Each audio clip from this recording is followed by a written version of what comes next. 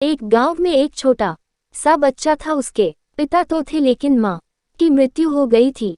पिता सारा दिन काम करता और अपने बेटे को पाल पोस कर बड़ा करता है। वह सारे सुख अपने बेटे को देता है जो एक माँ दे सकती थी। उस पिता ने कभी कुछ नहीं मांगा, सिर्फ इतना ही मांगा कि मेरे बेटे को कोई परेशानी ना हो।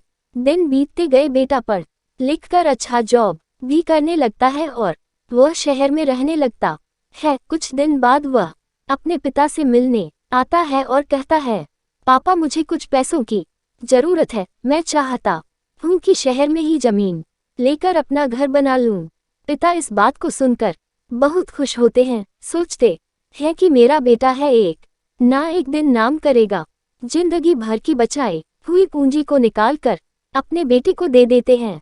बेटा शहर चला जाता है और उन पैसों से अपना घर बना लेता है। पिता इधर इंतजार करता रहता है कि मेरा बेटा फिर से आएगा, एक ना एक दिन तो मेरे पास आएगा ही।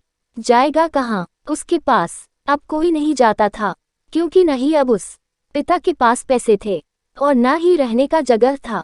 कुछ दिन बाद बेटा फिर लौट कर आता है और अपने पिता से कहता है, पापा अब आप दादाजी बनने वाले हैं। पिता को बहुत खुशी होती है इस बात को सुनकर। वह कहते हैं, तू मुझे मेरी बहू और पोता से कब मिलाएगा? प्रश्नवाचक चिन्ह। बेटा कहता है, बस पापा थोड़े दिन और। पापा मुझे कुछ पैसों की जरूरत है, क्योंकि आजकल थोड़ा जॉब में खींच बीच हो रहा है, जिसके कारण से मुझे कुछ दिन के लिए सस्पेंड कर दिया गया है। पिता के पास कुछ नहीं रहता है देने के लिए, लेकिन फिर भी कहता है, अच्छा बेटा तू रुक, मैं अभी आया कुछ पैसों का बंदोबस्त करके। पिता बाद में महाजन से कुछ पैसे उधार लेकर अपने बेटे को दे देता है और बेटा पैसे लेकर शहर चला जाता है। बरसों गुजर जाते हैं। पिता सोचते हैं कि मैं तो अब दादाजी बन गया हूँगा, मेरा बेटा पता नहीं मेरे नाती को लेकर कब आएगा। फिर सोचने लगते हैं, समय नहीं मिलता होगा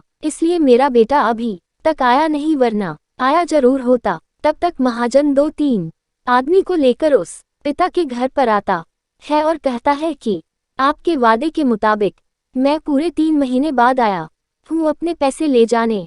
पिता कहते हैं, मेरे पास पैसे नहीं है देने के लिए।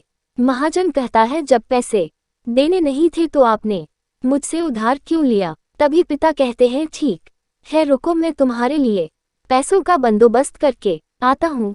और वहाँ के नजदीकी अस्पताल में चले जाते हैं। वहाँ जाकर अपना ब्लड डोनेट करते हैं और अपनी एक किडनी बेच देते हैं और उस महाजन का कर्ज छूटा कर देते हैं। किडनी बेचने के बाद उनकी स्थिति और भी खराब हो जाती है और वो उस राह में जी रहे होते हैं कि मेरा बेटा एक दिन आएगा जरूर। इस आस में जीते जीते एक दिन पिता की मृत्यु हो जाती है, परंतु उस बेटे को अपने पिता को आग देना भी नसीब नहीं हुआ। आपको ये कहानी कैसी लगी नीचे कमेंट करके हमें जरूर बताइएगा। अगर आपको ये कहानी पसंद आई हो तो अपने दोस्तों के साथ जरूर शेयर करें और ऐसी ही प्यारी कहानियाँ सुनने के लिए हमारे YouTube चैनल से जुड़े